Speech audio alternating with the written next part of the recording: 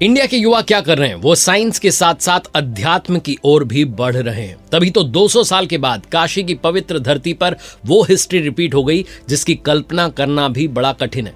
महाराष्ट्र के अहिल्यानगर से आए 19 साल के देवव्रत महेश रेखे ने वो साधना पूरी की जिसे वैदिक परंपरा की सबसे कठिन साधना कही जाती है।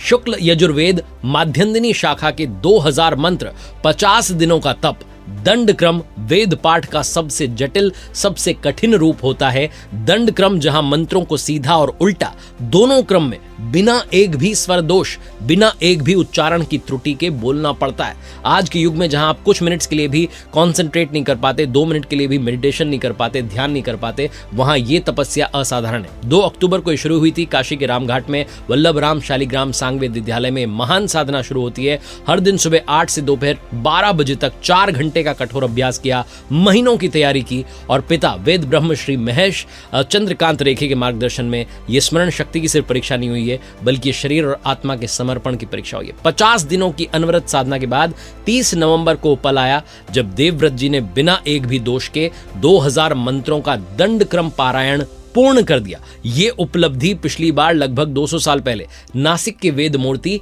नारायण शास्त्री देव जी ने प्राप्त की थी। आप सोचिए 200 साल के बाद में इतिहास दोहराया गया है। प्रधानमंत्री जी ने भी कहा है कि आने वाली पीढ़ियां इन्हें याद रखेंगी।